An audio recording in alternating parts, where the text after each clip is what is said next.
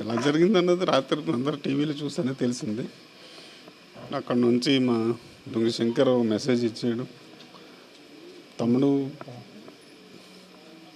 కూడా తెలియదు ఎలా జరిగిందని, తర్వాత తెలిసిందని చెప్పాడు. మసీలో ఉన్న బాడీని చూడాల్సి వచ్చిందాడు. ఈ తొక్కసలాటకు కారణం మీ అందరికీ తెలిసిందే. అందుకని మొన్న వెళ్ళారండి. చెప్పండి, వస్తున్నాను. చాలా మంచి వ్యక్తి, చాలా హెల్తీగా ఉంటుంది. అందరికీ ఫస్ట్ ఉండి పనిచేసే వ్యక్తి ఆవిడ. ఏ కష్టం వచ్చినా నష్టం వచ్చినా సుఖమైన సంతోషం ఫస్ట్ నిలబడేది ఆవిడే. మాకు లేదు ఇంకా.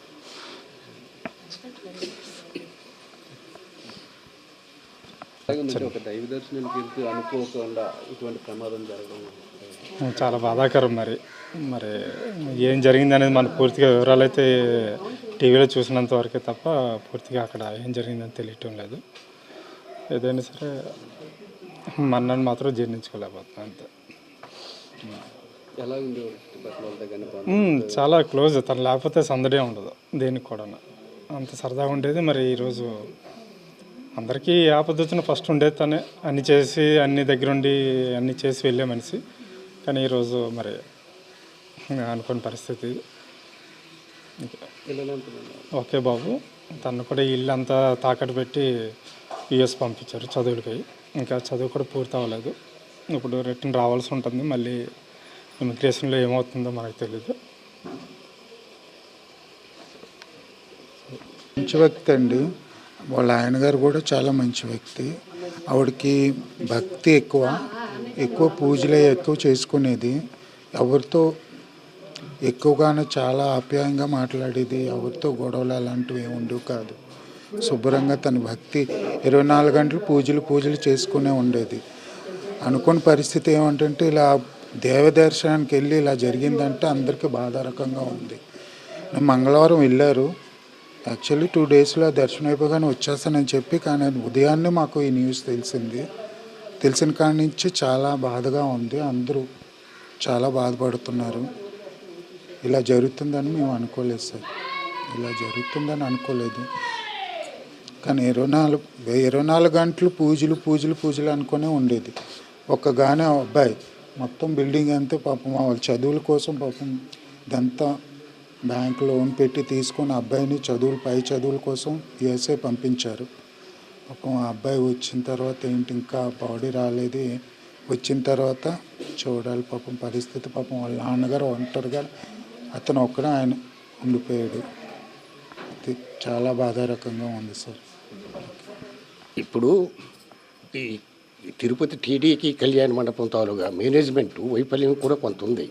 ఎందుకంటే ఇది సినిమా టికెట్లు ఇచ్చినట్టు గేట్ ఒకేసారి తీసి చేయడం అనేది ప్రజలు ఎంత ఇబ్బంది పడతారో అనే ఆలోచన ఉండాలి.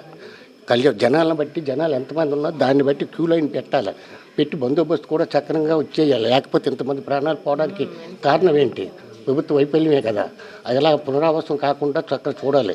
ఈ రజనీ అనే అమ్మాయి చాలా మంచి వ్యక్తి. మద్దిలపల్లి మా గ్రామం, ఇది మా గ్రామం తరపున నేను మాట్లాడుతున్నాను. ఇలాంటి ప్రమాదం జరగలేదు, జరగకూడదని మనం అనుకుంటాను సార్. ప్రభుత్వం స్పందించేలాగుంటే ముందుగానే జాగ్రత్తలు తీసుకునేలాంటి ఉంచాలి. అక్కడ మేనేజ్మెంట్ కూడా స్పందించి క్రమశిక్షణగా క్రమబాధ్యతగా ప్రజల్ని కళ్యాణ మండప వెంకటేశ్వర స్వామి దర్శనాన్ని సక్రంగా చేసేటట్టుగా చూడాలని మనసారా కోరుతున్నాను. ఇదే ఫస్ట్ టైం తిరుపతి కళ్యాణ మండపం దగ్గర జరిగేది. ఒకప్పుడు రాజమండ్రి పుష్కరాల టైంలో జరిగినాయి అలాగే తూపులాట.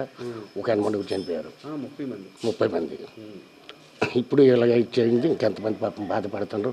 అలా జరగకుండా చాలా జాగ్రత్తగా ప్రభుత్వం నడిపించాలని మనసారి కోరుతున్నాను. Thank you. ఆంటీ గారి ఇంట్లో మేము రెంట్కుంటున్నాము లాస్ట్ 3 years నుంచి. ఆవిడ చాలా మంచి ఆవిడ. మా పిల్లల్ని కూడా ఆవిడే వాళ్ళ ఇంట్లోనే ఉంచుకుంటారు. మ్యాక్సిమం వాళ్ళ ఇంట్లోనే వాడు పెరిగాడు ఇక్కడికి వచ్చిన తర్వాత నుంచి. అంకుల్ గారు కూడా చాలా మంచివారు. ఎటువంటి గొడవలు అలాంటివి ఏమీ లేవు. మాకు ఏమైనా గొడవలు ఉన్నా సరే అలా కదమ్మ ఇలాగా అనేసి సర్ది చెప్పి మమ్మల్ని ఇంట్లో వాళ్ళనే చూసుకున్నారు. ఎప్పుడు ఎలాంటి గొడవలు పడలేదు. మేము ఏదైనా సరే ఇంట్లోని ఎక్కువ మంది వచ్చిన హౌస్ ఓనర్స్ అంటే చాలా రిస్ట్రిక్షన్స్ ఉంటాయి. అలాంటివి ఏమో లేకుండా ఇంట్లో వాళ్ళలాగే చూసుకునే వాళ్ళు. సొంత ఇంట్లో ఉన్నట్టే మేము కూడా ఫీల్ అయ్యాము.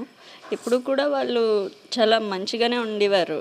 మాతోని ఎవరితోని గొడవలు పెట్టుకోవడము, ఎవరిని ఏమైనా అనడము అలాంటివి ఏమీ లేదు. మా పిల్లల్ని కూడా చాలా బాగా చూసుకునేవారు వాళ్ళు. ఇంకా పొద్దున్న లేచినప్పటి నుంచి రాత్రి పడుకున్నంత వరకు వాళ్ళ ఇంట్లోనే ఎక్కువ ఆడుకునేవాళ్ళు, మా పిల్లలు, మా పక్కింటి వాళ్ళ పిల్లలు. అస్సలు ఊహించుకోలేదు. వెళ్ళిపోయే ముందు కూడా మా బాబు వాళ్ళ ఇంట్లోనే ఆడుకొని వాళ్ళు వెళ్ళిపోతున్నప్పుడు తలుపులు తీయమని నేను ఇక్కడ ఆడుకుంటున్నాను ఏడుస్తూనే ఉన్నాడు. మేము తీసుకొచ్చి లోపల నుంచి తలుపులు వేసి వాళ్ళు వెళ్ళాక అప్పుడు తలుపులు తీసాము. వాళ్ళు మళ్ళీ తిరిగి వచ్చేస్తారని మేము అనుకున్నాం, కానీ ఇలాంటి జరుగుతుందని మేము ఎప్పుడు ఊహించలేదు.